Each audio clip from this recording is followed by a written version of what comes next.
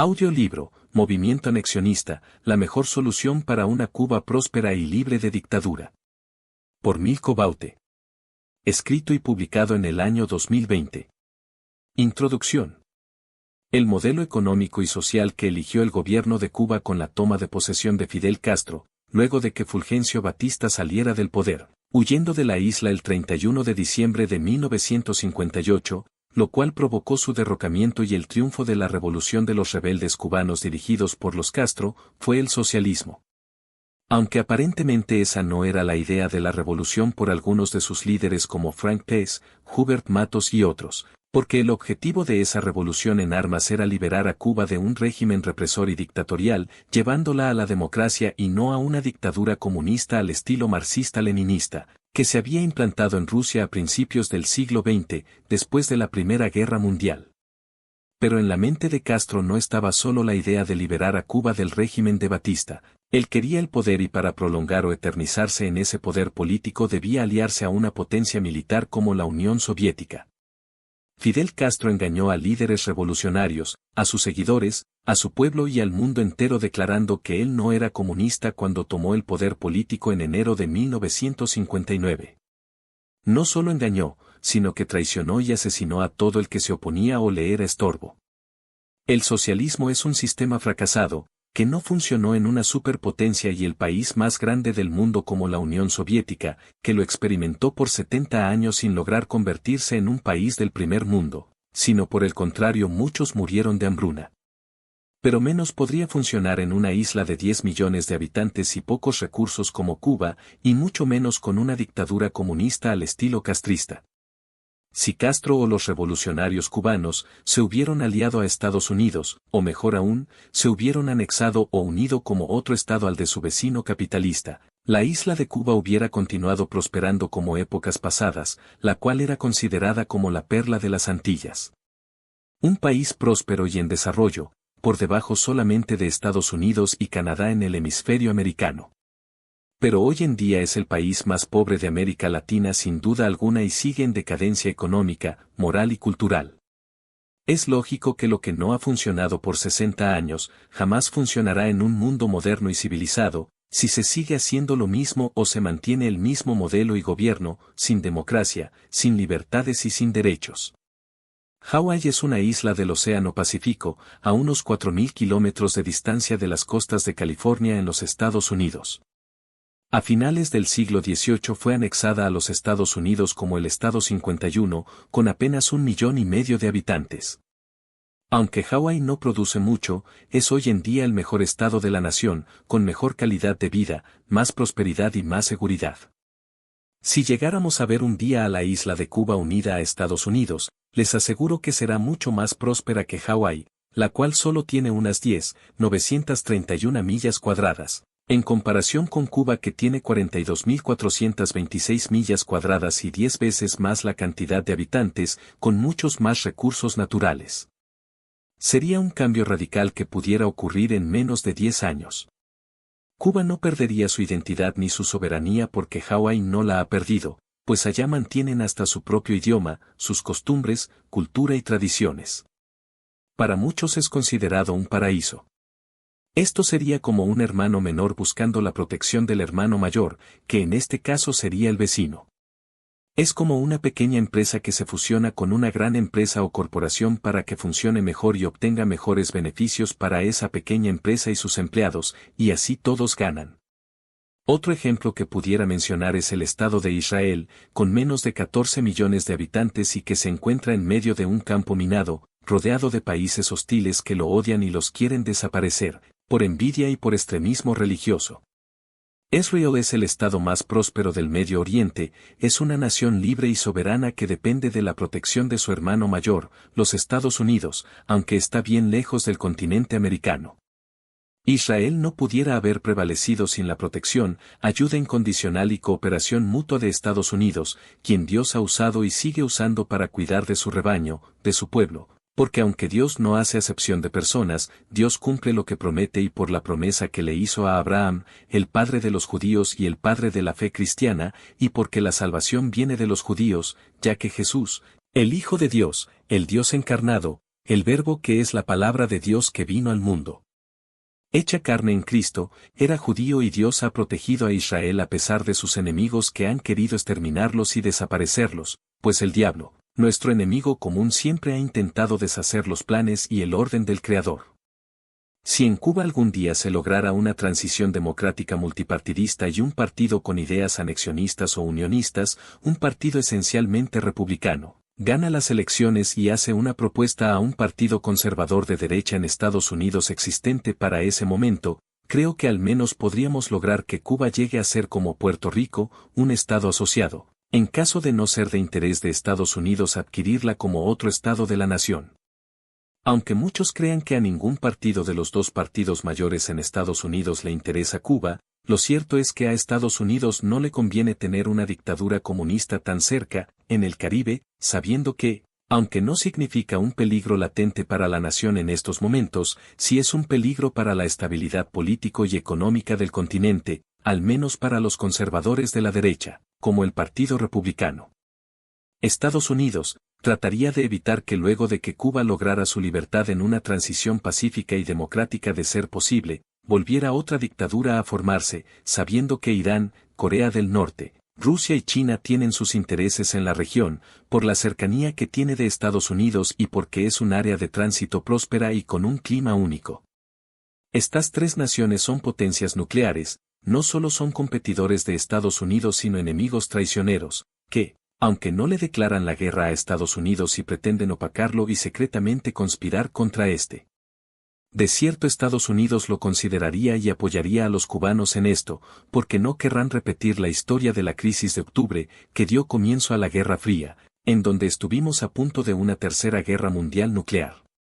Pero de que esto suceda es muy difícil, no porque Estados Unidos no quiera, sino porque los cubanos no quieren, aunque muchos lo desearan. Los cubanos de la isla y muchos de los cubanos fuera de esta, son esclavos felices o satisfechos, piensan que los cubanos solo necesitan trapos, pacotillas, abrir su negocito, que les permitan viajar para especular, alardear y creerse la gran cosa.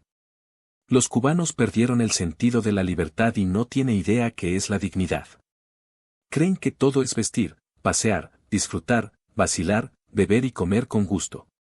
Los cubanos patriotas están en extinción y aquellos que se arriesgan a luchar por la libertad de Cuba dentro y fuera de la isla, denunciando pacíficamente los abusos y represión del régimen y reclamando sus derechos, son de admirar, pero desgraciadamente son minoría.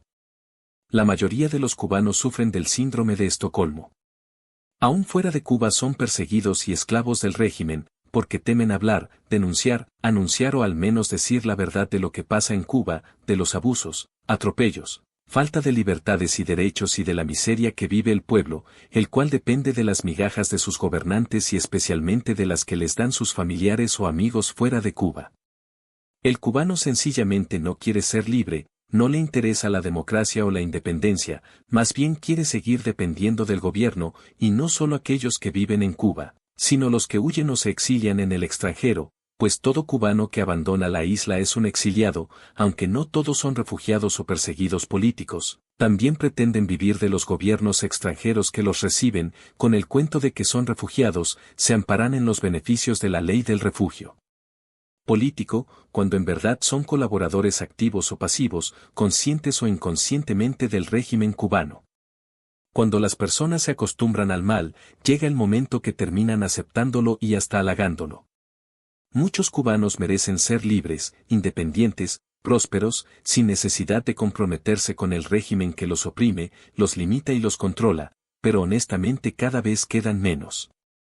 Son una minoría desafortunada que ha nacido en el lugar incorrecto o en el tiempo incorrecto. Pero el destino no nace, se hace, por eso yo me fui de Cuba, buscando tierras de libertad y cambiar mi desdicha y mi destino, para darle un mejor futuro a mi familia y mi descendencia. Pero no olvido nunca de dónde salí, ni del sufrimiento de los que quedan, aunque no me irrito, ni lamento tanto como otros acostumbran, sino que prefiero orar y no callar, amar y no odiar, tener esperanza y no dudar de que para Dios no hay nada imposible y así como la historia cambia mucho, la nuestra puede cambiar, pero somos nosotros los responsables de cambiarla.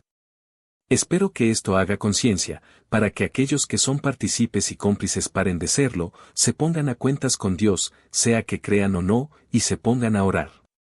Porque, así como los hebreos clamaron a Dios por 430 años en Egipto, para que Dios los librara de la esclavitud de los faraones, nosotros los cubanos, en especial, los hijos de Dios, debemos orar por nuestra tierra, nuestra identidad y nuestros derechos.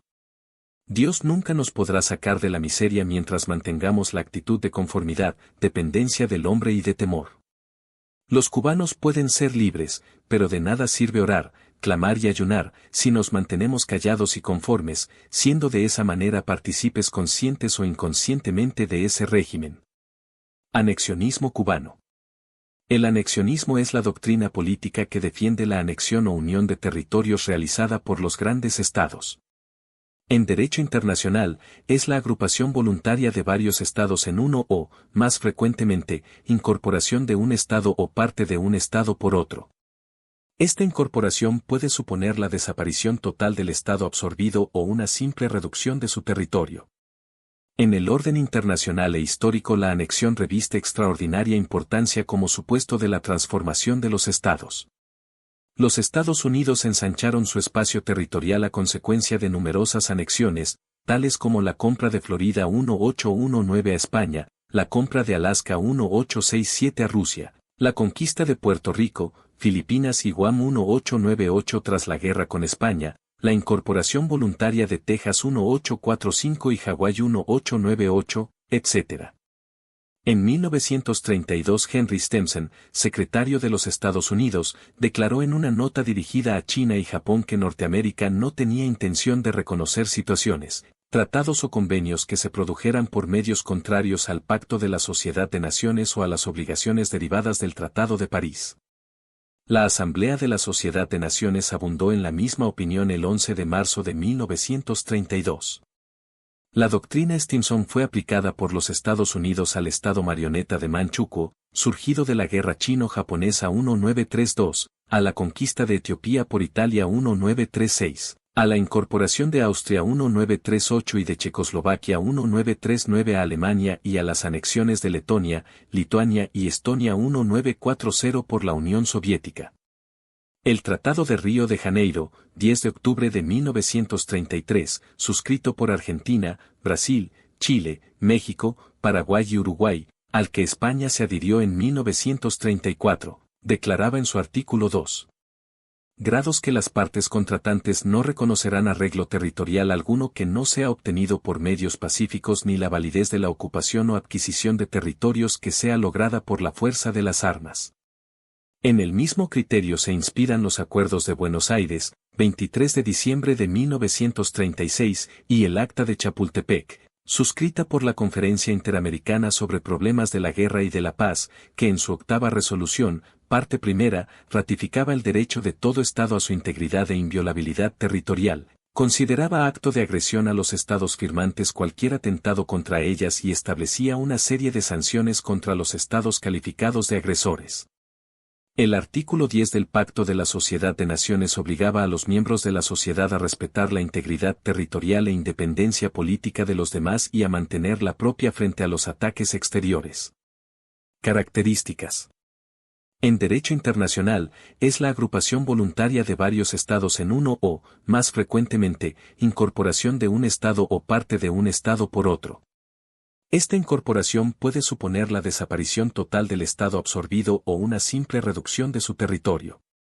Ejemplos del primer caso son la anexión de Texas, miembro del Estado Federal de México, por los Estados Unidos 1843 o la anexión de Hannover y otros estados alemanes por Prusia 1866 después de la victoria de esta sobre Austria. Como ejemplos del segundo pueden citarse la cesión de Niza y Saboya a Francia por parte de Italia 1860 y la absorción de Alsacia-Lorena por Alemania 1871 a raíz de la guerra franco-prusiana. El territorio anexionado puede ser adquirido por ocupación, cesión o conquista. Por ocupación se entiende la toma de posesión por un estado de un territorio sin dueño. La cesión implica una transferencia por vía convencional de territorios de un estado a otro. La conquista es la adquisición por un estado, mediante la violencia, de la soberanía sobre un territorio independiente o integrante de otro estado. En cualquiera de las formas, la anexión significa que el territorio anexionado pasa a integrarse en el propio del Estado ocupante, cesionario o conquistador. Anexión. Sustantivo femenino. Es un término de uso obsoleto. Se define como la acción y efecto de anexar o de anexarse en incorporar, adjuntar y añadir una cosa en que se puede unir y depender de ella. Unir un envío aparte de un mensaje en un correo físico o por Internet. Etimología. Esta palabra se compone del verbo activo transitivo anexar y del sufijo ción que indica resultado, estado o acto de. Sinónimos: adición, unión, incorporación, asociación. Anexionismo en Cuba. Concepto. Doctrina política que defiende la anexión o unión de territorios realizada por los grandes estados. Su política de anexionismo provocó un conflicto bélico. El anexionismo en Cuba ha ido cambiando de piel desde el siglo XIX. Se manifestó en su origen como agrupamiento político que avanzaba en los bordes del reformismo y ofrecía resistencia a un proyecto radical de independencia. Historia. Formación del ideal anexionista. La corriente anexionista alcanzó fuerza en Cuba después de la salvaje represión antiabolicionista realizada por el gobernador y capitán general Leopoldo O'Donnell, la supuesta conspiración de la Escalera, en la cual involucraron también a criollos blancos. Se produjeron varias conspiraciones y alzamientos, así como las expediciones de Narciso López, todos reprimidos por las autoridades coloniales. Los grandes hacendados azucareros cubanos consideran la anexión a los estados del sur de los Estados Unidos como una buena opción para la isla. Los anexionistas abogaban por la incorporación a Estados Unidos, aspiraban a mayores libertades comerciales, rebajas arancelarias y otras ventajas económicas. Para algunos de sus partidarios, por ejemplo, Gaspar Betancourt Cisneros, era atractivo el progreso económico alcanzado por el país vecino luego de su independencia. Deseosos de liberarse de España, no tenían confianza en las fuerzas propias para hacerlo. Este enfoque prevaleció en la mente de algunos anticolonialistas hasta los inicios de la Revolución de 1868. Los movimientos anexionistas se habían desarrollado paralelamente en Cuba y en los Estados Unidos. En Cuba, este tipo de movimiento se vio fomentado gracias a la formación, por parte de ricos hacendados, del denominado Club de La Habana. Fundado en 1847, el club era una sociedad de carácter secreto y entre sus miembros principales se encontraban José Luis Alfonso, Másquez de Montelo, Miguel Aldama, José Antonio Echeverría, Francisco de Frías Jacot, Anacleto Bermúdez, Domingo de Coicuría, Cristóbal Madán y Madán, Ramón de Palma, Cirilo Villaverde y el norteamericano John S. Trache, quien residiendo en La Habana era el director del periódico cubano El Faro Industrial, entre otros, que se reunieron en el Palacio de Miguel Aldama.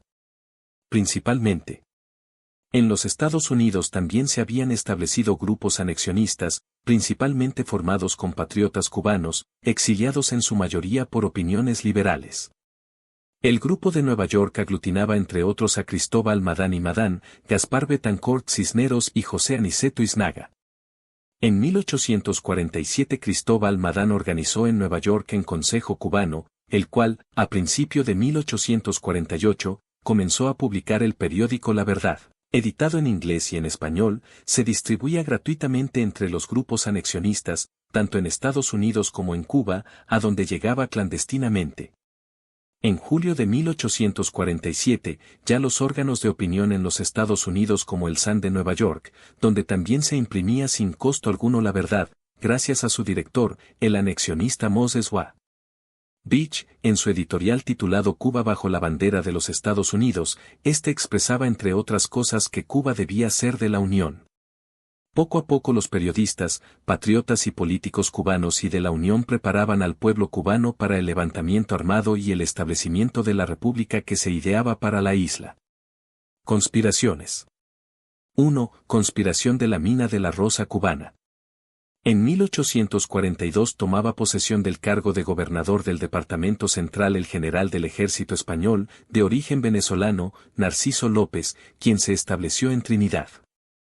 López trabajó, junto a otros miembros de la oligarquía trinitaria entre los que se encontraba José Sánchez Iznaga, por derrocar el gobierno colonial y anexarse a la Unión. Narciso López alentó la conocida mina de la Rosa cubana en 1848. diseñando para esta una bandera que identificaba a Trinidad y luego sirvió de patrón para la actual enseña de la República de Cuba. El propósito del movimiento era separar a Cuba de España en caso de que aquella, cediendo a las presiones británicas, decretara la abolición de la esclavitud. De ahí que cuando a los grandes capitalistas de la Junta, Cristóbal Madán, José Luis Alfonso, Miguel Aldama, Miguel Teurbe Tolón, entre otros, les falló el plan de pagar una invasión capitaneada por el general norteamericano William Jenkins Worth al frente de 5000 mercenarios veteranos de la recién concluida guerra contra México, volvieron sus ojos hacia el venezolano, quien contaba con el apoyo de algunas unidades de Trinidad, Sancti Spiritus, Cienfuegos y Matanzas para iniciar la insurrección. Sin embargo, el presidente norteamericano, que en esos momentos negociaba con Madrid la compra de Cuba, consideró que un estallido armado en la isla podía conducir a resultados indeseables para sus planes, por lo que, tan pronto como su cónsul en La Habana le puso al tanto de los acontecimientos, informó de ello al gobierno español el 4 de julio de 1848. Rápidamente el nuevo capitán general de la isla, Federico Roncalli, envió tropas a la región de Manicaragua para impedir el levantamiento y apresar a los conspiradores, pero Narciso López y su principal colaborador, José M. Sánchez Iznaga, lograron escapar a Estados Unidos donde continuaron conspirando. 2. Conspiración de 1851 en Trinidad. La conspiración más significativa en Trinidad la realizó el hacendado Isidoro Armenteros, teniente coronel graduado de milicias de caballería adscrito al ejército español y amigo del anexionista Narciso López, además de ser el presidente de la Sociedad Libertadora de Puerto Príncipe. Armenteros quería detener al gobernador de la isla que se encontraba en la región, pero ante el aviso de que los españoles habían descubierto la conspiración decidió, junto a unos 69 hombres, entre los que figuraban el poeta Fernando Hernández Echarri y el mayoral del ingenio Palmarito, Rafael Arcís Bravo, hombre de confianza del marqués de Guaymaro, ir hacia el monte. En las montañas trinitarias Isidoro y sus hombres proclamaron el levantamiento en armas contra el régimen colonial. Esto ocurrió el 24 de julio de 1851, en los márgenes del río Ay. Entre los colaboradores de Isidoro estaban ricos hacendados y oligarcas trinitarios, entre los que figuran el conde de Casa Brunet, a través del administrador de sus bienes, Juan Cadalso, la familia Iznaga, a través de Alejo y Pedro José Iznaga, y Justo Germán Cantero. Este alzamiento pretendía, junto con la de Joaquín de Agüero y Agüero en Puerto Príncipe, apoyar la última de las expediciones de Narciso López, creando un clima insurreccional en la zona montañosa próxima al lugar donde el venezolano conspiró en 1848. Después de un ligero encuentro con las fuerzas españolas, la tropa de guerreros improvisados se internó en las montañas, acogiéndose poco más tarde, viendo fracasado el movimiento, al bando de indulto dictado por el gobierno. Armenteros, habiendo quedado solo en lugares desconocidos y sin orientación, el 1 de agosto decidió presentarse ante el teniente de regimiento de Tarragona, José María Espinosa, siendo conducido a Trinidad para ser juzgado por la Comisión Militar Ejecutora y Permanente. Después de 8 días de deliberaciones, el Tribunal Militar dictó el veredicto de muerte para el culpable. 3. El 18 de agosto de 1851, Armenteros, Echarri y Arcí fueron conducidos al lugar conocido como la Mano del Negro, donde fueron fusilados por la espalda.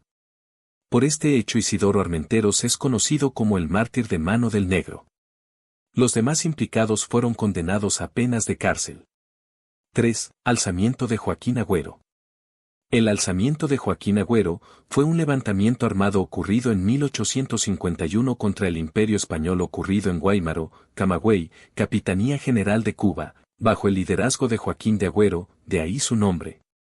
La unión de estas fuerzas revolucionarias se produjo a finales del año 1849, cuando se constituyó en Camagüey la Sociedad Libertadora de ese territorio, la cual tenía como fin de secundar los planes de la Junta Cubana de Nueva York y de organizar la futura Revolución Cubana. La conducta tiránica del general Manuel de Jesús Troncoso de la Concha, secundado por el general Lemery, motivaron la precipitación del movimiento revolucionario para acabar de una vez y por todas con el gobierno ibérico que dirigía la isla de Cuba. Ante los informes de posibles estallidos revolucionarios, las fuerzas coloniales comenzaron a infiltrar personas en las reuniones de los criollos con ideas progresistas y a detener a toda persona que representara una amenaza para el estatus colonial de Cuba. En mayo de 1851, el comandante general del Departamento del Centro, Puerto Príncipe, ordenó la prisión de un grupo de conspiradores que fueron presos a La Habana o desterrados. A pesar de la persecución, Joaquín de Agüero y Agüero logró escapar y ocultarse hasta el 4 de julio, cuando se levantó en armas con varias decenas de partidarios, firmando una declaración de independencia en la hacienda San Francisco del Jucaral, Cascorro, donde publicó un manifiesto en el cual exponía los motivos y los fines del alzamiento. Al levantarse en armas contra España, Agüero enarboló la bandera de la estrella solitaria, similar a la izada por Narciso López el 2 de diciembre. Intentó tomar Las Tunas, en Oriente, pero en la oscuridad de la noche sus fuerzas se atacaron entre sí.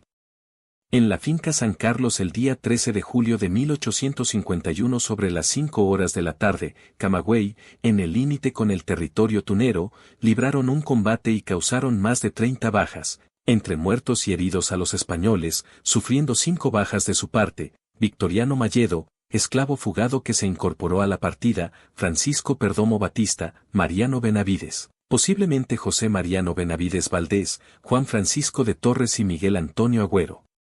Al no recibir refuerzos desde el exterior, dejó a sus hombres en libertad de marcharse o seguirlo.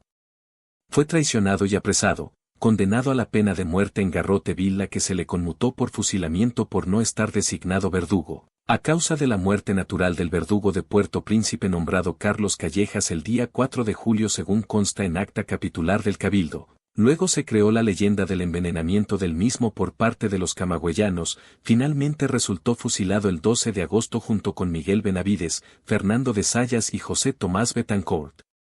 La población de Puerto Príncipe guardó luto y las mujeres se cortaron sus bellas trenzas en señal de protesta. Intentos de invasión. Tras la fallida conspiración de la mina de la Rosa cubana, Narciso López logró escapar hacia Nueva York el 7 de julio de 1848, de donde se trasladaría más tarde a la ciudad de Nueva Orleans. Mientras esto ocurría en el norte, en el territorio cubano un tribunal español lo juzgaba de rebelde y lo condenó a muerte. Su estancia en Estados Unidos fue aprovechada por los cubanos que deseaban una Cuba independiente de España y anexada a los Estados Unidos para proponerle que fuese el jefe militar de una futura invasión libertadora a suelo cubano, lo cual aceptó. En el propio 1848 establece su residencia en el estado de Mississippi bajo la protección de su gobernador. Entre julio y agosto de 1849 organizó una invasión a Cuba, la cual salió de Round Island, Nueva Orleans. En ella participaban algunos veteranos norteamericanos de la guerra contra México. Otros iban por la oferta de $1,000 y 64 hectáreas de Cuba que se les habría hecho efectivas en caso de tener éxito. López ofreció el mando al político sudista Jefferson Davis, quien recomendó al coronel Robert E. Lee por $200,000. Lee rehusó ante la oposición del gobierno de Washington de romper el Tratado de Neutralidad con España de 1818 y consecuentemente, López decidió asumir personalmente la jefatura de la expedición. Esta expedición fue frustrada por la negativa del presidente de los Estados Unidos, Zachary Taylor, como consecuencia de su cambio de política con respecto a la anexión de Cuba. La invasión a Matanzas. Pero los planes conspirativos no se detuvieron y entre el 15 y el 16 de mayo de 1850, a bordo del Creole, emprende, al frente de más de 600 hombres, el camino de Cuba, y en la madrugada del 19 efectúa el desembarco en la ciudad de Cárdenas, Matanzas, la cual es tomada por los expedicionarios por 48 horas, tiempo en que se hizo por vez primera la actual bandera de Cuba. Transcurrido ese tiempo reembarca a sus hombres y regresa a Cayo Hueso, llevando consigo la decepción de solo haber sumado a 2 hombres de Matanzas a sus fuerzas, las cuales estaban compuestas por voluntarios de varios estados del sureste de los Estados Unidos y el general Ambrosio José González como segundo al mando. Durante la travesía de regreso a aguas estadounidenses estuvo perseguido muy de cerca por un barco de guerra español. Invasión a Pinar del Río.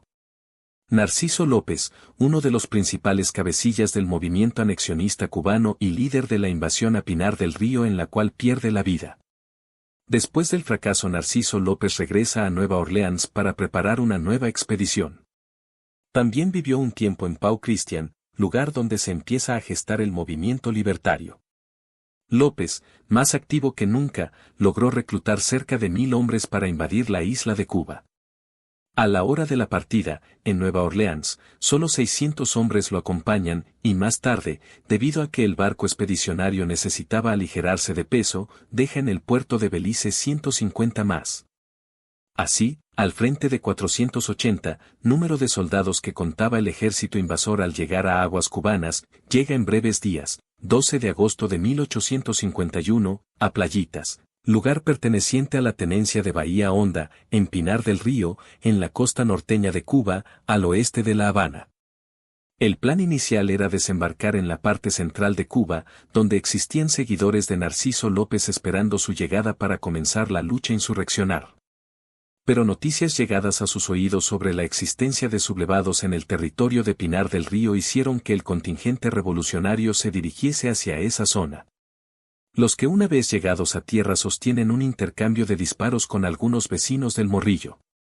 Desde donde emprenden la marcha hacia las pozas, siendo el contingente insurrecto de unos 360 hombres, dejando el resto de la fuerza custodiando parte del armamento y provisiones de guerra y víveres. Mientras esto ocurría en suelo pinareño, a la comandancia del gobierno español ubicada en La Habana llegaban noticias que por las costas occidentales de la isla se había visto un vapor sospechoso, por lo que se ordena la salida del buque de guerra Pizarro, llevando una fuerte columna de cazadores, al mando del comandante general del apostadero de Marina, Manuel de Enna. Desembarcando en Bahía Honda el mismo día que las fuerzas revolucionarias llegan a Playitas, desde donde se dirigieron a las pozas como hicieron los insurrectos, pero aprovechando el camino las fuerzas hispanas llegan primero y se atrincheran en el poblado, desde donde le ordenan a un capitán, con su compañía, salir a efectuar un recorrido. Apenas sale el capitán a cumplir lo ordenado comienza un nutrido fuego entre la gente de López y la del referido capitán. En este primer encuentro las tropas insurrectas fueron las vencedoras. También los expedicionarios que habían quedado cerca de Playitas tuvieron un enfrentamiento con el enemigo, saliendo victoriosos del mismo. Pero la conducta del coronel George Bev Crittenden, segundo de López, provoca el desorden en las filas rebeldes. Durante la noche del día 13, este coronel, temeroso, se reembarca con 50 expedicionarios más, los que, capturados por los vapores Cárdenas y Habanero, fueron conducidos a la capital cubana y fusilados, todos en un solo día, a la falda del castillo de Atarés. Tras acabar con las fuerzas insurrectas ubicadas en Playitas, las autoridades españolas comenzaron una persecución contra las de Narciso López, siendo empleadas todas las fuerzas necesarias para dar captura al revolucionario venezolano y su gente. España llegó a mantener persiguiendo al caudillo unos 6000 hombres divididos en numerosas columnas de cazadores. Este hecho hace que Narciso López abandone las pozas y se interne en el monte. Durante la huida son capturados 5 soldados insurgentes y fusilados allí mismo. Luego se produce un enfrentamiento en el asiento del Cusco. A continuación, los revolucionarios acampan en Peñablanca, y más tarde en el cafetal de Arrastrí, situado a 3 leguas de Candelaria, donde se produce un fiero ataque. Del cafetal de Arrastrí pasan al cafetal de Frías. Aquí sostienen un fuerte combate las fuerzas revolucionarias y las ibéricas al mando del general Enna y el brigadier Rosales. Hostigado por la superioridad de los contrarios, López abandona el campo, y con él a sus muertos y heridos. Los españoles, por su parte, tuvieron, entre otras bajas, la del general Enna, quien, herido mortalmente en el vientre, murió a los pocos días.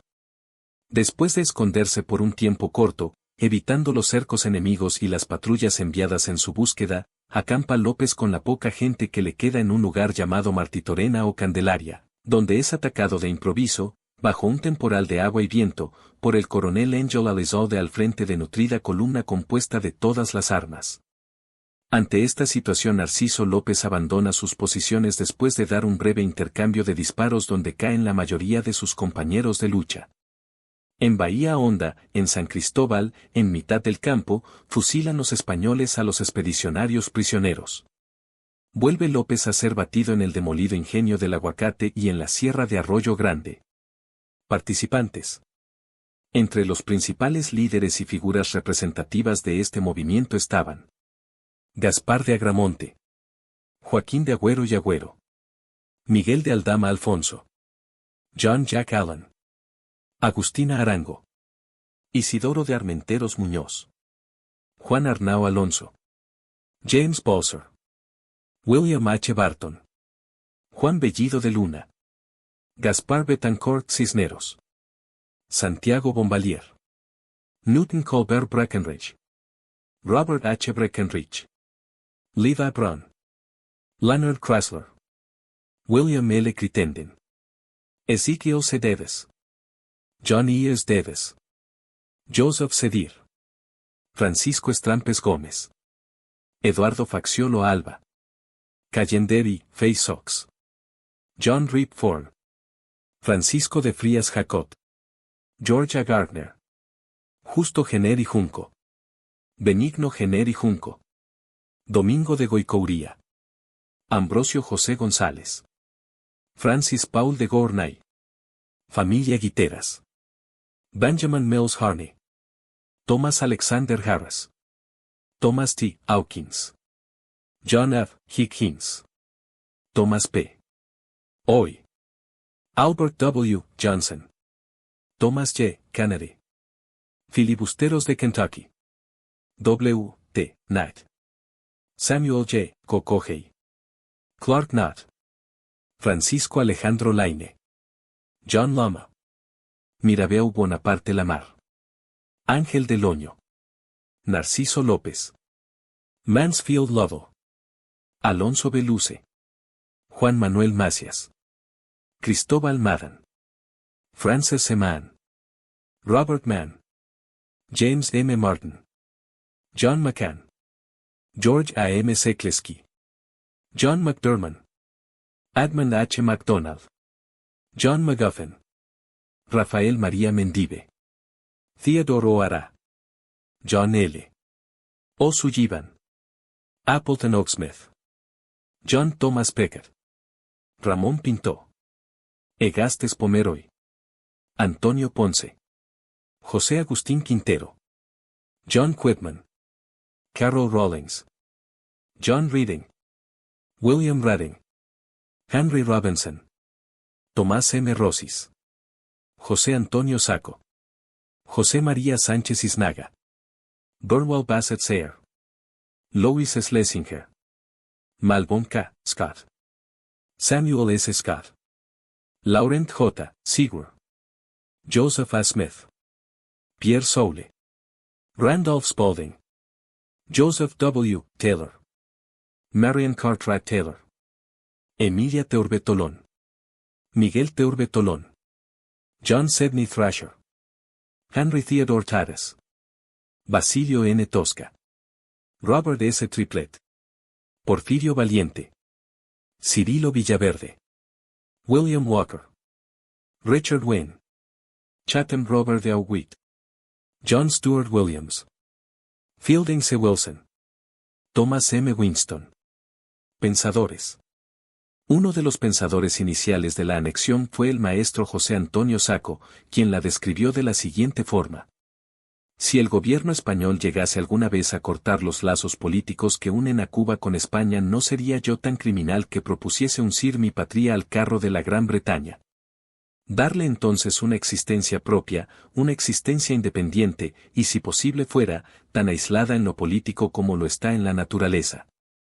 Pero, si arrastrada por las circunstancias, tuviera que arrojarse en brazos extraño, en ningunos podría caer con más honor ni más gloria que en los de la Gran Confederación Norteamericana. En ellos encontraría paz y consuelo, fuerza y protección, justicia y libertad, y apoyándose sobre tan sólidas bases, en breve exhibiría al mundo el portentoso espectáculo de un pueblo, que del más profundo abatimiento se levante y pasa con la velocidad del relámpago al más alto punto de grandeza. Referencias. 1. Cuban Filibuster Movement, 1849 a 1856. Artículo publicado el portal web Latin American Studies. Org. Consultado el 11 de diciembre de 2013. 2. Trinidad en la historia de la patria. Artículo de Alipio Martínez Romero publicado en Radio Trinidad el 30 de julio de 2012. Consultado el 13 de enero de 2013. 3. Benigno Vázquez Rodríguez, Néstor Carbonell, Augusto G. Menocal. Precursores y fundadores. Editorial Lex, La Habana, 1958. 4. Juan Bellido de Luna 1888, La anexión de Cuba a los Estados Unidos. Nueva York, Hernández Printing and Translating Co. 36 DC Street. pp 23 a 24. Fuentes. Colectivo de autores. Historia de Cuba, Génesis Multimedia 2002. Producido por Génesis Multimedia, editorial de la Agencia Informativa Latinoamericana Prensa Latina SAISBN 959-7124-38-6. Resumen.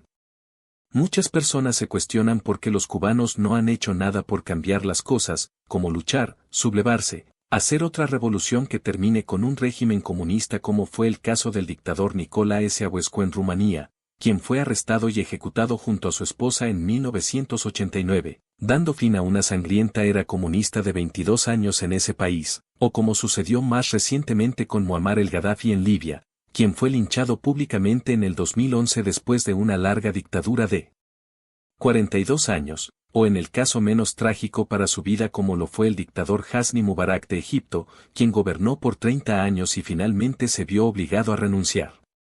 Un caso más cercano a nosotros es el de Manuel Zelaya en Honduras, quien fue destituido por el mismo ejército y desterrado del país en el 2009 antes de convertirse en dictador, con apenas 3 años en el poder. Incluso nos comparan con los venezolanos y nicaragüenses que han estado luchando, tomando las calles en protestas masivas por años, pero que aún hasta la fecha no han podido deshacerse de sus opresores, lo que ha dejado un sinnúmero de muertos civiles y exmilitares. Y así pudiera citar muchos casos en la historia, de que un pueblo unido y luchando en las calles ha podido deshacerse de sus tiranos. Lo primero que debo destacar es que en el caso de Ceausescu, fue ejecutado por el ejército, su arresto, condena y ejecución ocurrió desde adentro de sus filas, aunque el pueblo estuvo en las calles provocando que se hiciera justicia. Pero la diferencia con Cuba es que no hay militares dispuestos a hacerlo por la fuerza o por la ley, porque en Cuba no hay otra ley que la de los Castro y sus militares sanguinarios. Los militares y exmilitares que se opusieron y que se sublevaron al principio, fueron todos asesinados, desaparecidos o ejecutados.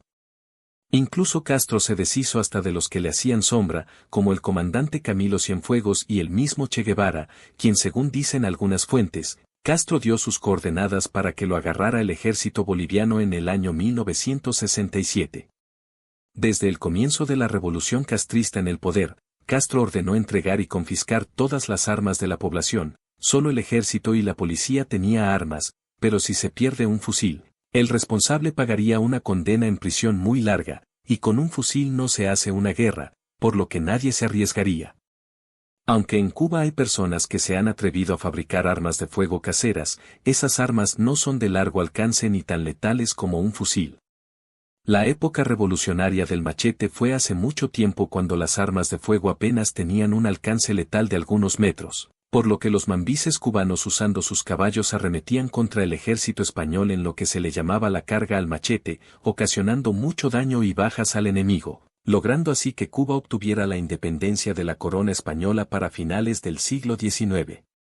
En el caso de el-Gaddafi en Libia y probablemente de Mubarak en Egipto, hubo intervención indirecta de otros gobiernos y potencias como los Estados Unidos, quien ayudó a que ocurriera ese desenlace para quitar del poder a aquellos que no se ajustan a la élite globalista que quiere gobernar el mundo.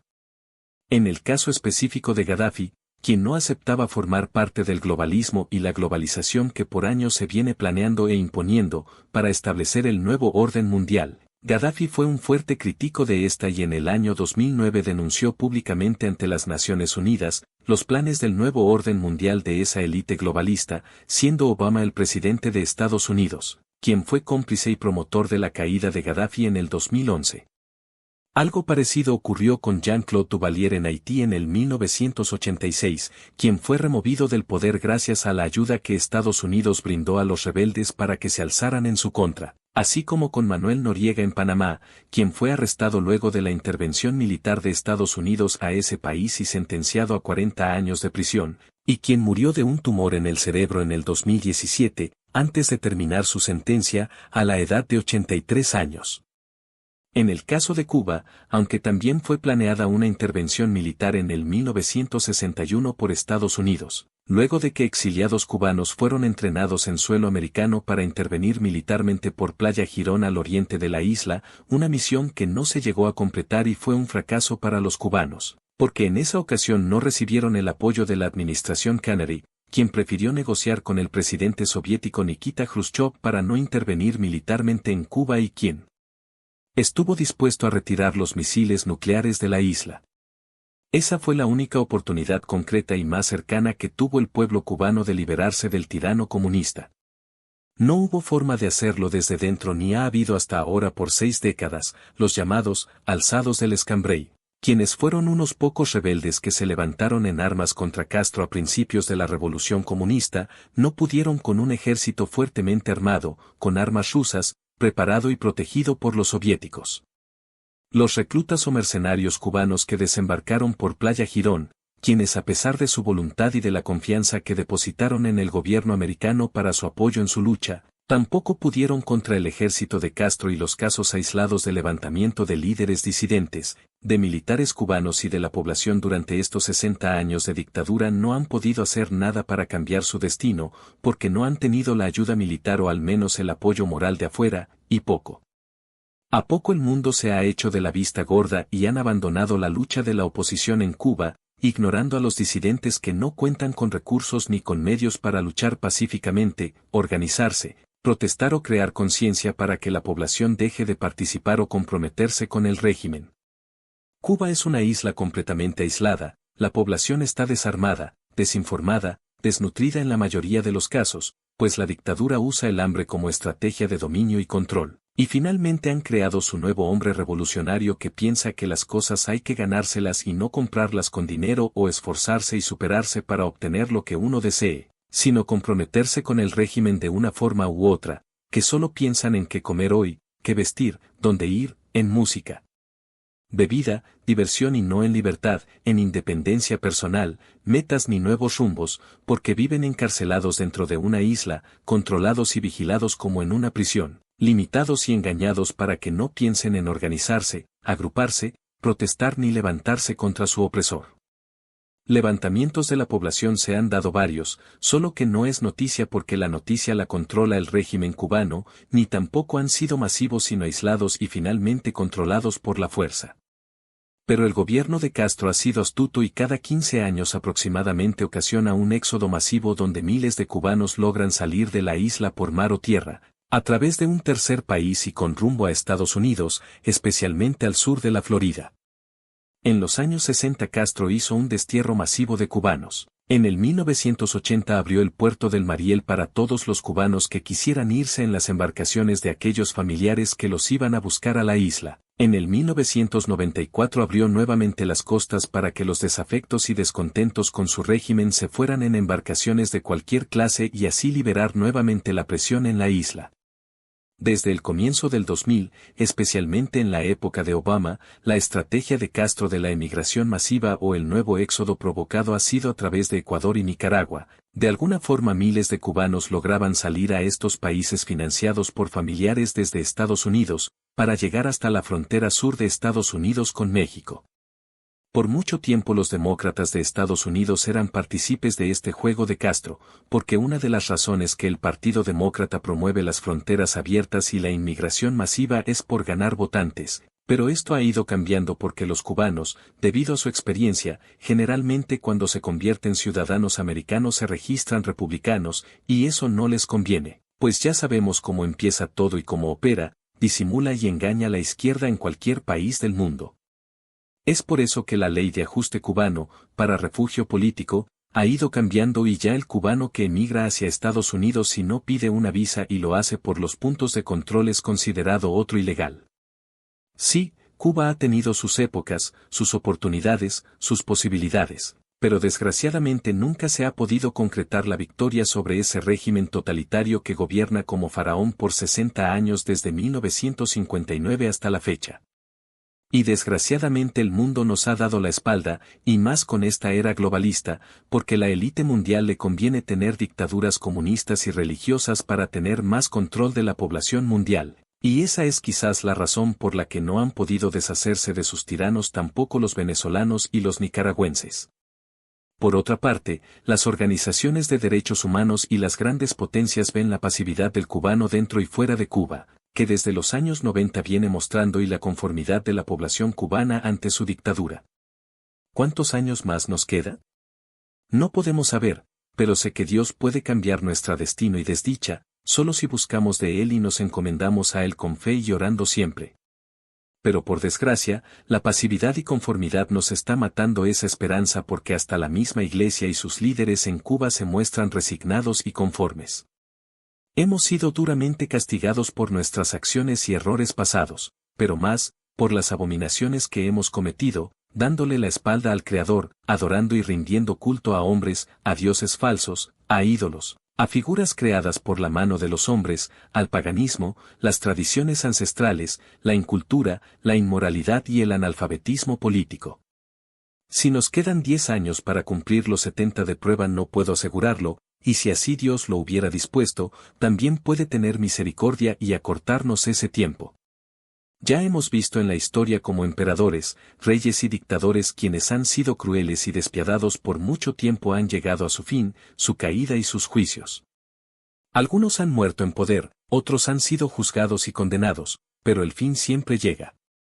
Por muchos años los cubanos hablaban de la caída de Fidel Castro, y finalmente Fidel cayó y se rompió las rodillas en público, no sé si por haberlo anunciado tanto o por los deseos que teníamos. Pero ese fue el principio de su fin, y su caída del poder tomó forma, lo que para los cubanos de la isla resultó cierto alivio porque ya Fidel no podía tener el control de todo y poco a poco su sucesor y hermano Raúl, fue soltando un poco la soga, y dando flexibilidad y ciertas libertades que no tenían los cubanos antes, al punto de que el cubano en la isla ya podía acceder a Internet, comprar teléfono celular o tener una línea móvil, viajar con menos restricciones y otras migajas como los negocios de cuentapropistas, compra de autos, etc.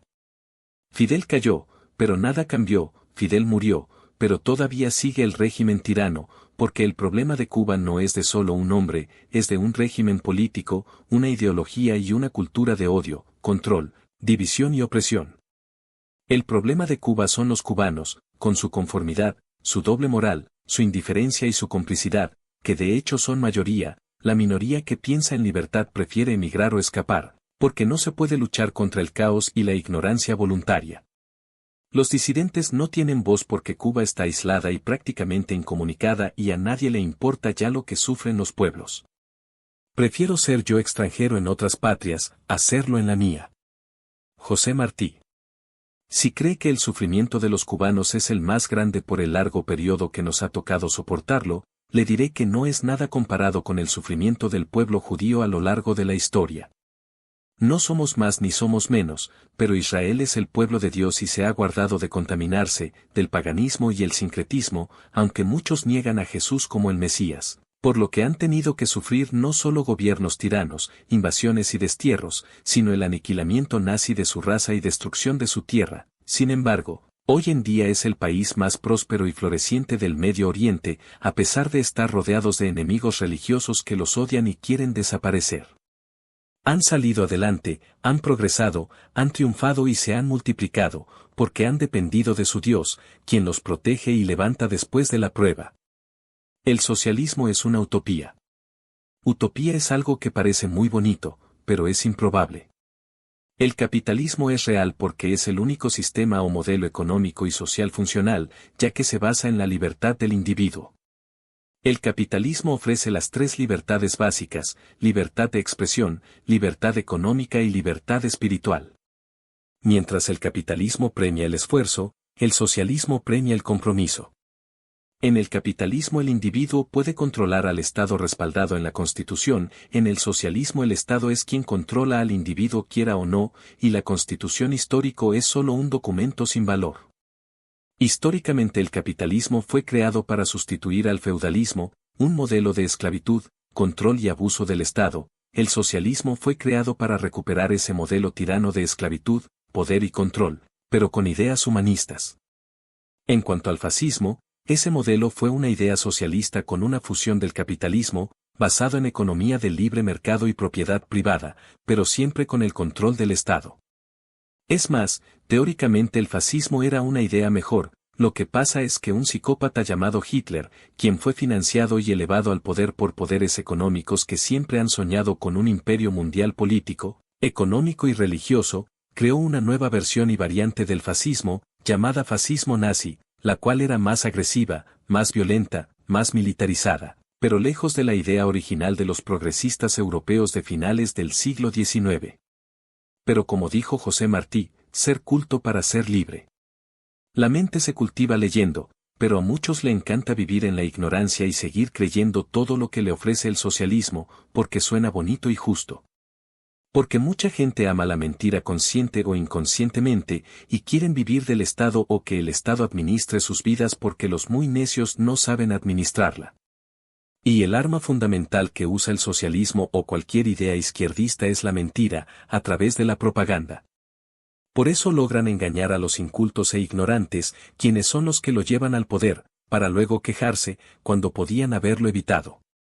Y lo peor es que después que se dan cuenta de la mentira y el abuso de poder de sus gobernantes socialistas, no les queda de otra que emigrar a un país capitalista, porque ni siquiera tienen el valor de luchar por su independencia, y para rematar, vuelven a votar por otro político con ideas socialistas en el país donde emigraron, poniendo en jaque al capitalismo y perjudicándonos a todos los que pensamos con la cabeza, los cultos, los intelectuales, los que tienen dignidad, opinión propia, los libres pensadores, las mentes brillantes y menos brillantes, a los emprendedores, los prósperos, los espirituales, los ciudadanos libres que gozan de la democracia, conocen su constitución, la respetan y la protegen, los que viven conforme a la ley y el orden y todos los que razonan.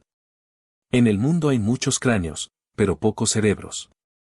Aunque originalmente la idea del anexionismo de Cuba a Estados Unidos era para independizarse de España, buscando el amparo de su poderoso vecino la Unión Americana y así librarse de sus colonizadores, en estos tiempos la idea o decisión de los patriotas cubanos republicanos sería de independizarnos de la colonia comunista que impera en el mundo entero, poder librarnos de tiranos totalitarios y dictadores en una época donde el socialismo se ha vuelto popular y en el que a pesar de tantas muertes, desgracias, hambre y miseria que ha provocado donde quiera que se aplica, no podemos librarnos de tan absurda ideología de control, dominio, represión, miedo, miseria compartida y mediocridad colectiva. La mejor solución para nuestra patria solo pudiera provenir de ideas anexionistas o unionistas, especialmente en un mundo convulso y hostil, donde el ser humano a pesar del acceso a la información y la tecnología, se ha vuelto más torpe y mediocre, donde el socialismo y el globalismo se ha vuelto más popular, porque la promoción y divulgación de dichas ideas atrae a los necios e ignorantes que no tienen sentido común y no conocen de historia, pues estas ideas benefician a los intolerantes y totalitarios, sea con intereses políticos, económicos o religiosos. La élite globalista controladora con esas fusiones de ideologías humanas o religiosas está bien empeñada en establecer un nuevo orden mundial, pero para eso, necesitan el control de las masas. Es por eso que orando y actuando, pensando con la cabeza fría y no dejándonos llevar por emociones, suposiciones ni creencias vanas de conquista del imperio norteamericano para la explotación de nuestros recursos, donde perderemos la soberanía, pues son solo pensamientos negativos infundados.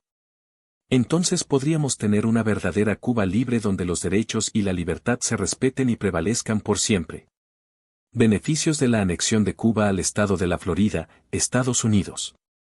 Una Cuba libre, democrática y soberana, sin ser parte del territorio de Estados Unidos, pero con libre comercio y viajes diarios hacia Florida, se beneficiaría solamente con la transportación marítima. Por ejemplo, si un ferry viajara todos los días desde Cayo Hueso a La Habana, Cuba dependiendo de la velocidad del ferry y las condiciones del mar. A continuación, se hace un cálculo aproximado basado en datos comunes. 1. Distancia y velocidad del ferry.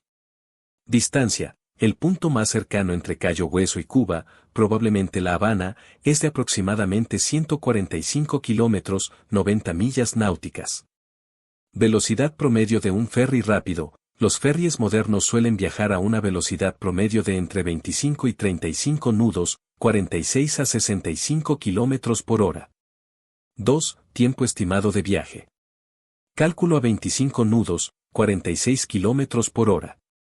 Tiempo de viaje, 145 km dividido entre 46 km por hora es aproximadamente 2 horas, 3 horas y 12 minutos. Cálculo a 35 nudos, 65 km por hora. Tiempo de viaje, 145 km dividido entre 65 km por hora es aproximadamente 2 horas, 2 horas y 12 minutos. Condiciones reales. Factores como corrientes marinas, clima y maniobras en puerto pueden añadir entre 30 minutos y 1 hora al tiempo total. Tiempo total estimado por trayecto, aproximadamente 3 a 4 horas. 3. Viajes ida y vuelta en un día. Suponiendo que un ferry opera durante 12 a 16 horas diarias, con descansos para mantenimiento y embarque/desembarque. Tiempo de un viaje ida y vuelta, incluyendo desembarco, carga y recarga aproximadamente 7 a 8 horas. Número máximo de viajes ida y vuelta en un día, 2 viajes completos. Si se operaran 2 ferries en turnos escalonados, podrían aumentar la frecuencia, pero el tiempo límite del trayecto haría difícil realizar más de 4 cruces diarios en total entre ambos ferries. Factores adicionales. Capacidad del ferry. Ferries grandes tardan más en cargar y descargar pasajeros y vehículos. Condiciones climáticas, huracanes y tormentas frecuentes en la región pueden interrumpir las operaciones. Demandas legales, las inspecciones aduaneras y de inmigración entre Estados Unidos y Cuba podrían añadir demoras significativas. Conclusión. Un ferry entre Cayo Hueso y Cuba tomaría aproximadamente 3 a 4 horas por trayecto y podría hacer 2 viajes ida y vuelta al día bajo condiciones óptimas. Si se implementara una flota de ferries, la frecuencia podría incrementarse, pero seguiría siendo limitada por la distancia y los tiempos operativos. Sumemos ahora otro ferry a estos cálculos. Para estimar la ganancia diaria hipotética de 2 ferries viajando ida y vuelta entre Cayo Hueso, Key West y Cuba, bajo el supuesto de que Cuba fuera un territorio anexado a Florida, consideraremos varios factores. 1. Suposiciones iniciales. Capacidad del ferry, 300 pasajeros por ferry. Viajes diarios por ferry, 2 viajes ida y vuelta, 4 trayectos en total por ferry al día. Total de trayectos diarios, 4 trayectos por 2 ferries serían 8 trayectos diarios. Precio promedio por boleto. Turistas, 150 pesos por trayecto. Ciudadanos o empleados locales, 50 pesos por trayecto. Ocupación promedio. Supongamos que el 75% de los asientos están ocupados por trayecto, 225 pasajeros por trayecto. Distribución de pasajeros. 50% turistas, 113 pasajeros. 50% ciudadanos/empleados, 112 pasajeros. 2. Cálculo de ingresos por trayecto. Ingresos de turistas. 113 pasajeros por 150 pesos es igual a 16 pesos, 950. Ingresos de ciudadanos/empleados. 112 pasajeros por 50 pesos es igual a 5 pesos, 600. Ingresos totales por trayecto. 16 pesos, 950 más 5 pesos, 600 es igual a 22 pesos, 550. 3. Cálculo de ingresos diarios. Ingresos diarios por ferry. 4 trayectos por 22 pesos, 550 es igual a 90 pesos, 200. Ingresos diarios por 2 ferries. 2 ferries por 90 pesos, 200 es igual a 180 pesos, 400. 4. Cálculo de gastos operativos estimados. Costos por trayecto, combustible, personal, mantenimiento 5 pesos, 000, cada trayecto. Costos diarios por ferry, 4 trayectos por 5 pesos, 000, es igual a 20 pesos, 000. Costos diarios por 2 ferries, 2 ferries por 20 pesos, 000, es igual a 40 pesos, 000. 5. Ganancia neta diaria. Ingresos totales diarios, 180 pesos, 400. Gastos totales diarios, 40 pesos, 000. Ganancia neta diaria, 180 pesos, 440 pesos, 000, es igual a 140 pesos, 400. Factores que podrían influir en las ganancias. Incremento de pasajeros, mayor ocupación durante temporadas altas podría aumentar los ingresos. Gastos variables, incrementos en el precio del combustible, mantenimiento o personal reducirían las ganancias. Tasas e impuestos, como territorio anexado, podrían reducir las ganancias mediante regulaciones estatales o federales. Demanda de transporte diario, si la conexión fomenta actividades económicas y turísticas, podría aumentar la ocupación de los ferries. Conclusión. Bajo estas suposiciones, 2 ferries viajando entre Cayo Hueso y Cuba podrían generar una ganancia neta diaria de aproximadamente 140 pesos, 400. Este número podría variar significativamente según la demanda, los costos operativos y las tarifas aplicadas. Este escenario hipotético subraya el potencial económico de una conexión fluida entre ambos territorios en caso de una anexión. Sumemos transportación de carga. Agregar el ingreso de carga por envíos y encomiendas al cálculo de las ganancias diarias de los ferries incrementaría significativamente el potencial económico del proyecto. A continuación, se presenta una estimación con este factor añadido. 1. Suposiciones adicionales. Capacidad de carga del ferry. Supongamos que cada ferry puede transportar hasta 50 toneladas de carga por trayecto, además de los pasajeros.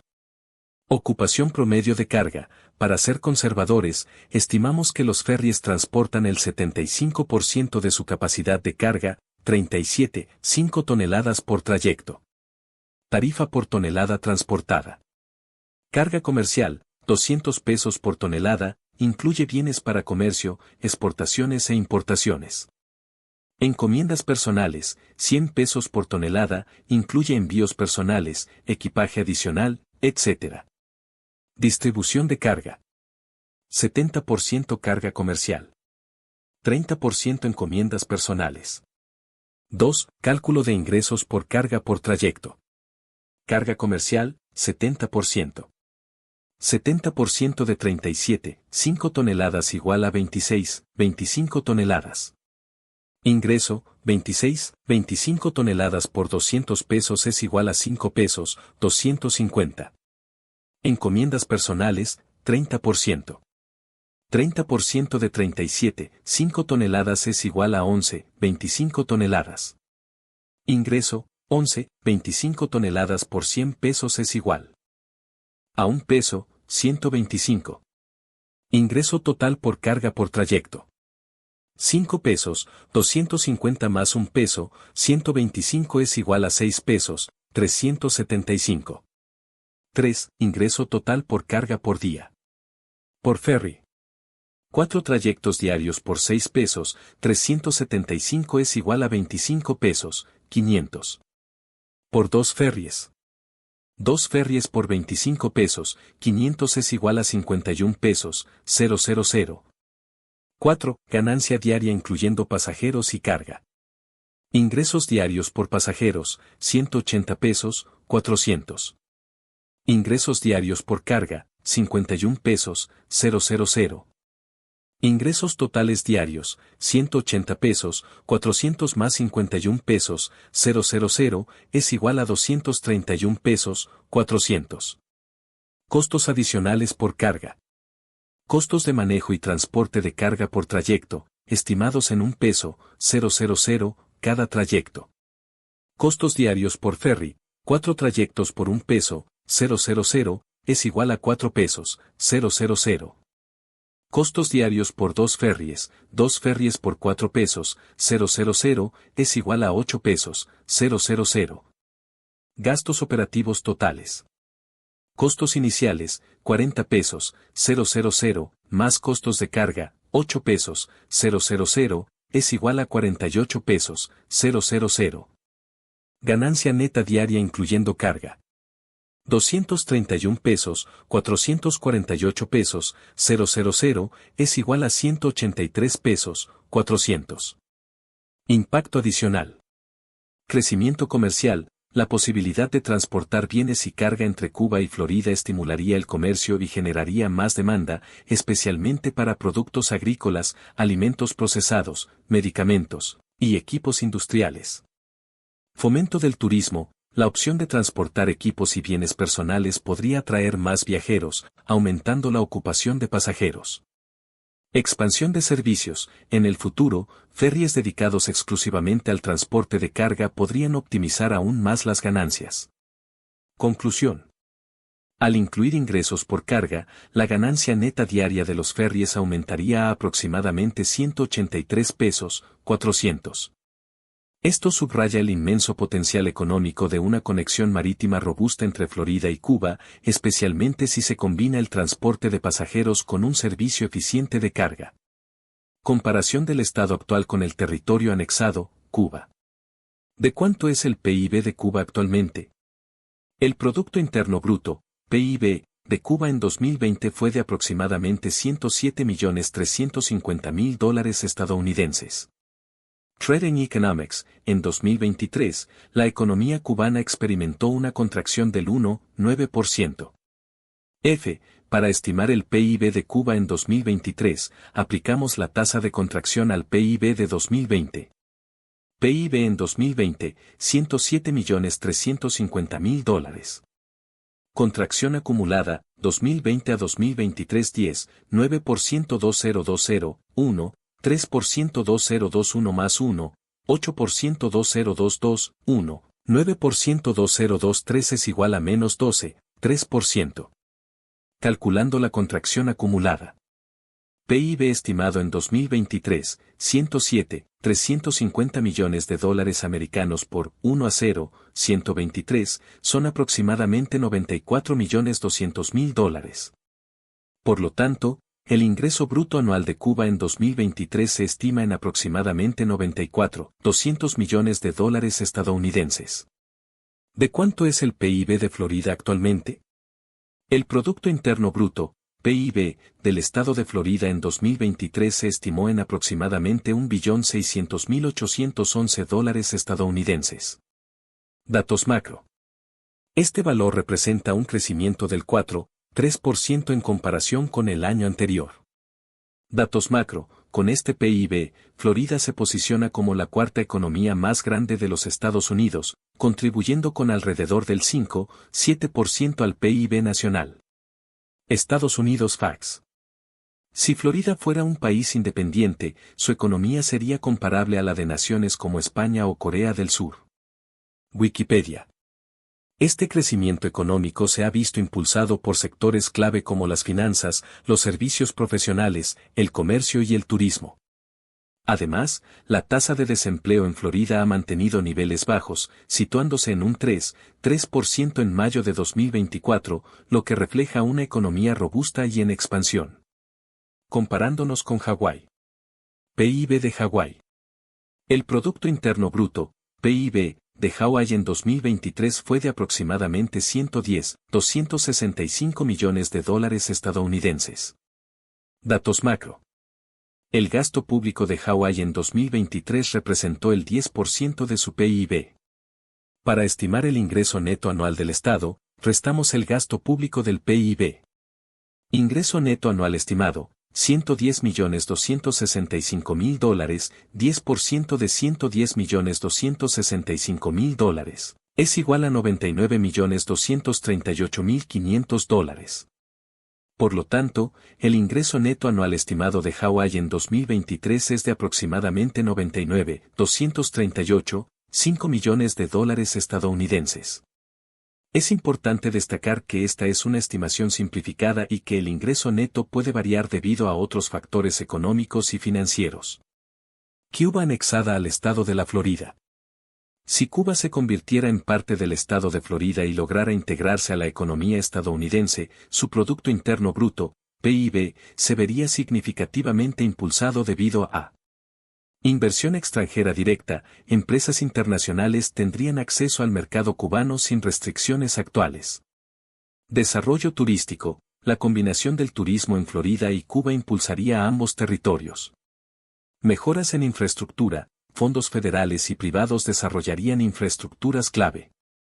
Integración comercial, una mayor conexión con el mercado estadounidense generaría un comercio dinámico. Para calcular el PIB combinado, supongamos que PIB actual de Florida 2023,6 billones de USD, 1.600.811 millones de dólares americanos. PIB actual de Cuba, 2023 estimado 94.200.000 dólares. Escenarios de integración. Escenario conservador. Crecimiento moderado del PIB de Cuba. Supongamos que el PIB de Cuba aumenta un 50% gracias a las mejoras económicas y sociales. Nuevo PIB de Cuba, 94.200.000 por 1,5 es igual a 141.300.000 dólares americanos. PIB combinado Florida y Cuba, 1.600.811 más 141.300.000, es igual a 1,742 billones de USD. Escenario optimista.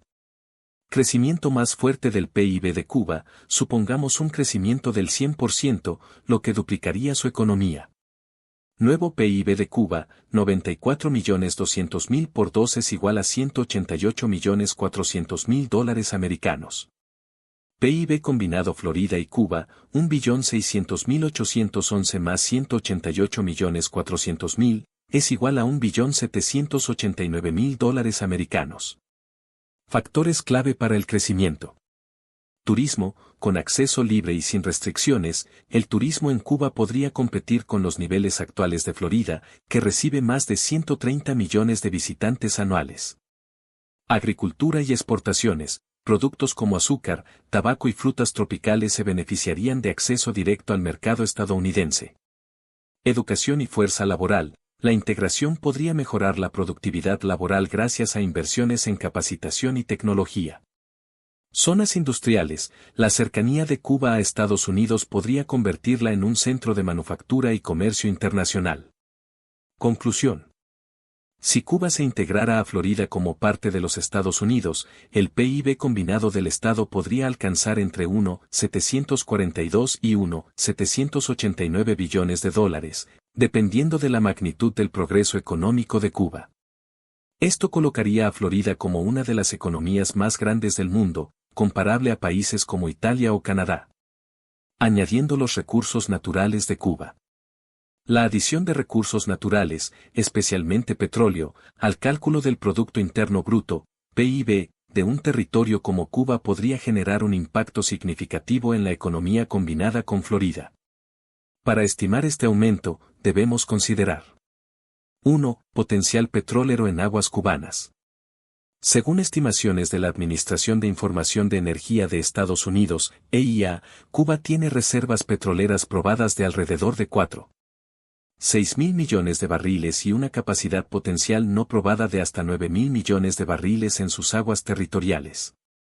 Si la extracción de petróleo se optimizara utilizando tecnología estadounidense, el país podría alcanzar una producción similar a la de otros exportadores de petróleo del Caribe. 2. Suposiciones sobre la producción y precios. Producción diaria. Supongamos una producción moderada de 500,000 barriles por día, similar a Ecuador o Colombia, en sus primeros años de explotación moderna. Precio promedio del barril, $80 americanos, estimación conservadora. Ingresos anuales del petróleo. 500,000 barriles /día por 365 días por 80 pesos por barril igual a 14 pesos, 600 millones de dólares americanos anuales. Si se incluye el gas natural asociado, los ingresos podrían aumentar un 20% adicional, llevando los ingresos totales a alrededor de 17 millones de pesos, 500.000 dólares americanos anuales. 3. Efectos sobre el PIB. Impacto directo. El sector petrolero incrementaría el PIB de Cuba en aproximadamente 17 millones de pesos, 500.000 dólares americanos. Impacto indirecto. Actividades secundarias como transporte, refinación, exportación y empleos relacionados podrían duplicar este valor, contribuyendo con un aumento total estimado de 35 pesos, 000 millones USD al PIB.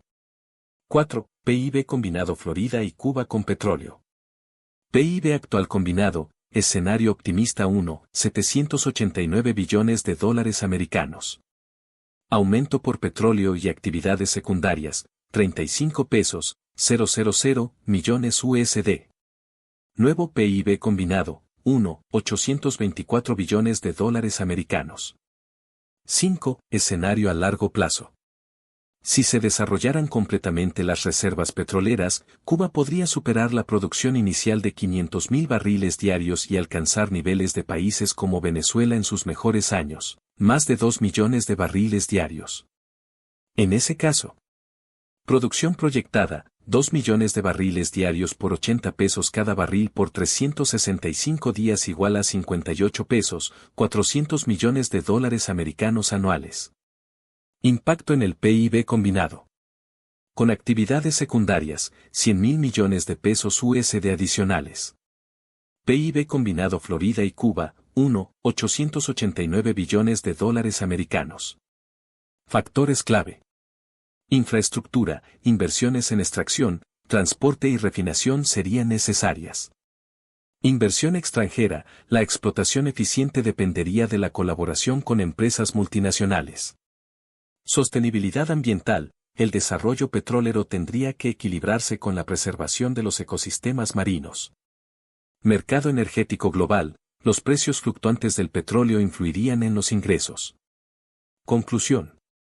Con la incorporación del petróleo y gas natural como motor económico, el PIB combinado de Florida y Cuba podría aumentar inicialmente a 824 billones de dólares y, a largo plazo, alcanzar 889 billones de dólares, dependiendo de la escala de explotación y desarrollo de las reservas. Este escenario colocaría al Estado como un importante actor energético en la región y una de las economías más grandes del mundo. Frases célebres. Entre un gobierno que lo hace mal y un pueblo que lo consiente, hay una cierta complicidad vergonzosa. Víctor Hugo. Los pueblos débiles y flojos, sin voluntad y sin conciencia, son los que se complacen en ser mal gobernados. Jacinto Benavente. Si hay un idiota en el poder, es porque los que lo eligieron están bien representados. Mahatma Gandhi. Gobierno imperceptible, pueblo feliz, gobierno solícito, pueblo desgraciado. Lao Tse. Haced que el pueblo crea que gobierna él y se dejará gobernar. William Penn. La democracia es el gobierno del pueblo, por el pueblo y para el pueblo. Abraham Lincoln. La dictadura es el sistema de gobierno en el que lo que no está prohibido es obligatorio. Enrique Jardiel Poncela. La dictadura no se evita declamando contra ella, sino haciéndola innecesaria con nuestra rigurosa disciplina del deber. Gregorio Marañón. La fuerza de los que gobiernan no es, realmente, más que la fuerza de los que se dejan gobernar. Guillaume T. Raynal. La razón de Estado no se ha de oponer al Estado de la razón. Carlos V. Lo malo que tiene un país donde el gobierno es débil no es la fuerza de la oposición, sino la memoria del electorado. Anónimo. Los hombres de Estado son como los cirujanos, sus errores son mortales. François Mauriac. Mal gobernante el que exprime al pueblo dándole poco a cambio. Thomas B. Macaulay. Nada más triste que el espectáculo de un país que por temor soporta un gobierno detestado. André Maurois. Ningún gobierno puede estar seguro largo tiempo sin una formidable oposición. Benjamin Disraeli. Ningún pueblo cree en su gobierno. A lo sumo, los pueblos están resignados. Octavio Paz. No se debe tener ni amor ni odio hacia los hombres que están en el gobierno. Se debe tener para ellos el mismo sentimiento que se tiene por un cochero, conduce bien o conduce mal, eso es todo. Alfred de Binge. Para el vasallo afligido viene a ser lo mismo que el gobierno se equivoque por malicia que por ignorancia. Francisco Manuel de Melo. Para un gobierno injusto, el mártir es más nocivo que el rebelde. Máximo T. de Azeglio. Que discutan algunos sobre la forma de gobierno. El que mejor administra es el que mejor gobierna. Alexander Pope. Quien no sabe gobernar es siempre un usurpador. Carlo Bini. Si un pueblo tiene el gobierno que merece, cuando mereceremos no tener ninguno, Paul Jean Toulet.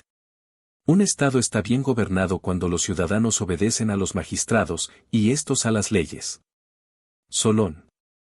Un país gobernado por un déspota es un cono invertido. Samuel Johnson. Una dictadura es un estado en el que todos temen a uno y uno a todos. Alberto Moravia. Una dictadura es un régimen en el que la gente recita en lugar de pensar. Ignacio Silone. Fin. Libro creado por Bud Production en Tampa, Florida, Estados Unidos de América. Teléfono, 813-693-8879. Biografía y obra de Milko Baute. Milko Baute López, un talentoso escritor, editor y educador cubano, ha tejido una trayectoria fascinante a lo largo de las décadas. Su pluma, imbuida de pasión y creatividad, ha sido un faro de conocimiento y expresión artística desde 1992, cuando comenzó a iluminar el mundo con sus perspicaces artículos.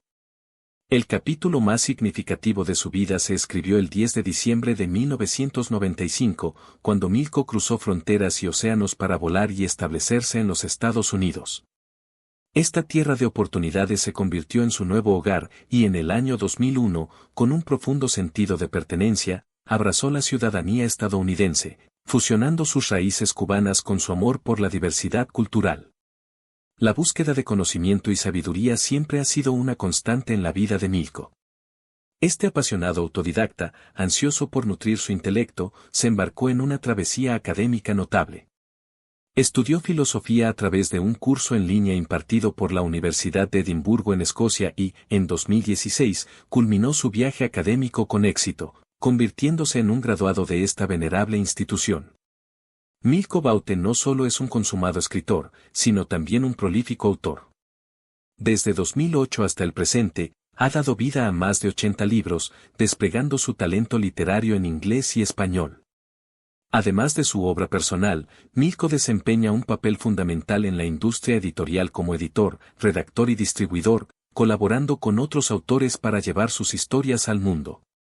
No se puede comprender plenamente la rica paleta de experiencias de Milko sin mencionar su formación técnica como graduado en Cuba en 1986 como técnico de sistema de energía eléctrica. Esta distinguida profesión lo llevó a ejercer su oficio con destreza durante más de 2 décadas, antes de que su pasión por la escritura y la educación lo llevara por nuevos caminos. En resumen, la vida de Milko Baute López es una sinfonía de creatividad, perseverancia y dedicación.